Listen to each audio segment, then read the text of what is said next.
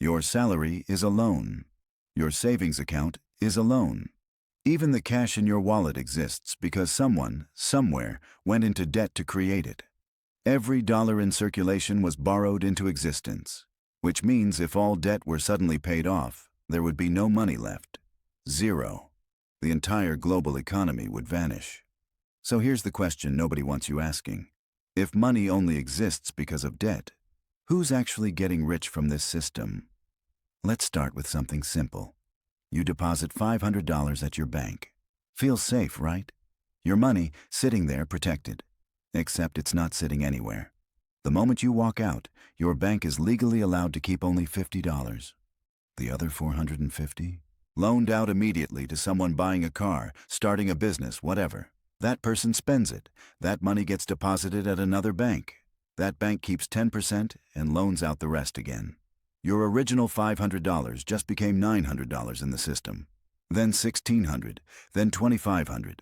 This is fractional reserve banking. One deposit creates multiple loans, each generating interest. The Federal Reserve requires banks to hold roughly 10% of deposits as reserves. The rest becomes new loans, new debt, new money. Your $500 can multiply into thousands, circulating through the economy, and every single dollar is owed to someone with interest attached. But who profits from this? Start with the banks. They're not just storing your money. They're renting it out and collecting the spread. You get maybe 1% interest on your savings. They charge 7% on a car loan, 20% on credit cards. That gap, that's pure profit. In 2023, J.P. Morgan Chase alone made $49 billion in net income. Not revenue, profit. Bank of America pulled in $27 billion. Wells Fargo, $20 billion. They're not making money by keeping your deposits safe. They're making it by multiplying your deposits into loans you'll spend decades repaying. Now zoom out to governments. The U.S. Treasury needs to fund military, infrastructure, social programs. They don't have trillions lying around. So they issue bonds. A bond is just a fancy IOU. You give the government $1,000 today. They promise to pay you back in 10 years with interest. Sounds reasonable. Except the government pays that interest using tax revenue. Your tax dollars are literally funding the interest payments on loans the government took out, some of which were created from your own deposits that your bank used to buy those bonds. You're paying yourself back with your own money, filtered through banks and governments, both taking cuts along the way. And it gets stranger. The Federal Reserve, which sounds like a government agency, is actually a private institution. 12 regional Federal Reserve banks are owned by private commercial banks. When the Fed creates money, it's not printing cash in some basement. It's typing numbers into existence. During the pandemic, the Fed created $4 trillion this way. Not borrowed, created. They bought government bonds and mortgage-backed securities by simply crediting accounts. New money, backed by nothing but confidence. Where did that $4 trillion go? Some went to stimulus checks, sure. But the majority propped up financial markets, corporate bonds, mortgage securities. The stock market hit record highs while unemployment spiked. People who owned assets got richer. People who didn't fell further behind. That's not a bug. That's the design. Let me show you how deep this goes. Imagine you take out a mortgage. $300,000 for a house. Over 30 years at 5% interest, you'll pay $579,000 total. The bank didn't have that $300,000 sitting in a vault. They created it when you signed the paperwork. Your signature, your promise to repay, became an asset on their books. They used that asset to generate the loan.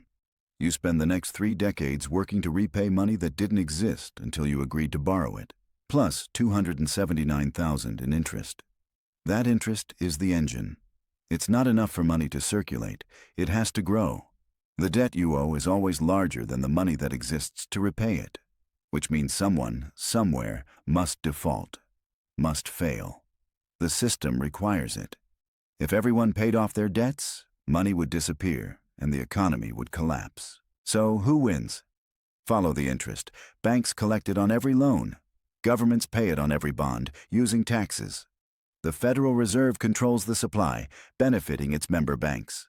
And at the very top, those who own the debt, the bondholders, the institutional investors. They're collecting returns while contributing nothing tangible. They're not building, creating, or innovating. They're just holding paper that generates more paper. The wealthiest 10% of Americans own 89% of all stocks and bonds. They're the creditors. The rest of us are the debtors. We work to pay interest on money created from nothing, enriching people who already have everything. But it's not just individuals. Entire countries are trapped in this. And when nations can't pay, the consequences make your mortgage look like pocket change. What happens when the borrower is a government and the lender is another country with its own agenda? That's where the system stops being abstract and starts reshaping the world. China understood this before anyone else.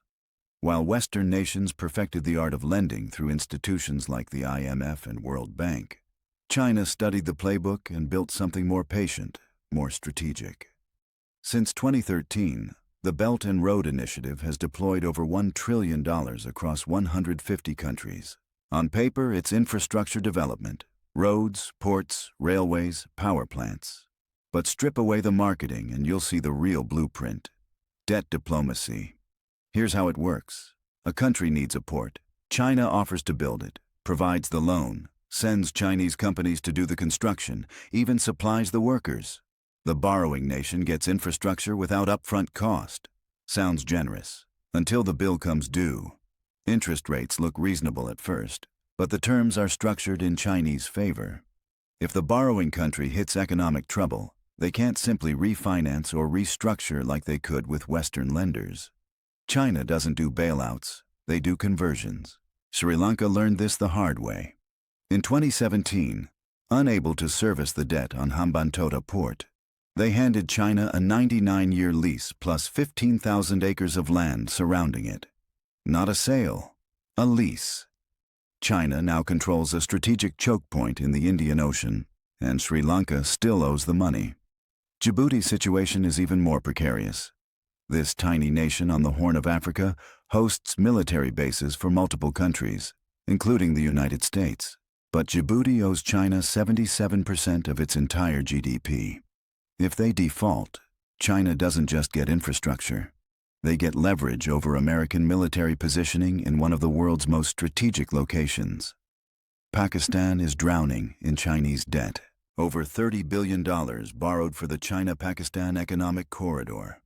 The loans were supposed to supercharge Pakistan's economy. Instead, they're bleeding foreign reserves just to cover interest payments. Every dollar spent servicing Chinese debt is a dollar not spent on education, healthcare, or stabilizing their own currency. And China's not worried, because if Pakistan can't pay, China will take equity in the infrastructure, the roads, the power plants, gaining control over a nuclear-armed nation's critical systems. Montenegro borrowed $1 billion from China. That's 25% of their entire GDP for a single highway. When they couldn't make payments, they had to beg the European Union for a bailout to avoid losing sovereignty. The EU stepped in, but now Montenegro owes Brussels instead of Beijing. They traded one master for another. This is modern colonialism. No invasions, no occupations, just loans structured to fail, then asset seizures disguised as partnerships. But here's the trap within the trap. China itself is sitting on over $14 trillion in domestic debt. Their real estate sector is collapsing. Evergrande, once the world's most valuable real estate company, defaulted on over $300 billion. Country Garden followed. Zhongrong collapsed. These aren't small firms. They're pillars of China's economy, and they're imploding. China's local governments are buried under another $9 trillion in hidden debt. Ghost cities sit empty. Infrastructure projects half finished. The money's gone, spent propping up growth numbers that were always inflated. So China can't stop lending abroad, because if the Belt and Road fails, they lose geopolitical leverage. But they can't keep lending forever because their own system is fracturing. They're trapped in the same cycle they're trapping others in. And they're not alone. Japan holds the title for highest debt to GDP ratio among developed nations, over 260%. Their population is aging faster than any country in history. Fewer workers, fewer taxpayers, more retirees collecting benefits funded by debt nobody can repay. Italy is teetering at 140% debt to GDP. Their economy hasn't grown in 2 decades. Youth unemployment above 30%. Brain drain as young Italians leave for Germany, France, anywhere with opportunity. The United States prints the world's reserve currency, which buys them time nobody else has. But even that's not infinite. Interest payments just exceeded $1 trillion annually. That's more than the defense budget, more than Medicare. Just interest. Not schools, not infrastructure, not innovation. Interest on old debt, paid by issuing new debt. When does it break? Nobody knows. Because the system isn't designed to break cleanly. It's designed to extract slowly, quietly, until suddenly it can't. History shows us the pattern. Weimar Germany tried printing their way out. Hyperinflation destroyed the middle class and created the conditions for fascism. The Soviet Union collapsed under the weight of military spending it couldn't sustain. Argentina has defaulted 9 times. Each time the people suffer while the architects of the debt walk away. Venezuela's currency became so worthless, people used it as toilet paper because it was cheaper than buying actual toilet paper. A teacher's monthly salary couldn't buy a carton of eggs. This wasn't a failure of socialism or capitalism. It was the inevitable result of a debt spiral with no exit. And the global system is now one interconnected web of these spirals. When one fails, the contagion spreads. 2008 proved that. Lehman Brothers collapsed, and within weeks the entire global financial system was on life support. Governments injected $12 trillion in bailouts. They didn't fix the problem. They delayed it, bought another decade by making the debt bigger. Now we're here. $320 trillion in global debt, growing by $100,000 every single second, built on a foundation of trust that's eroding faster than anyone wants to admit.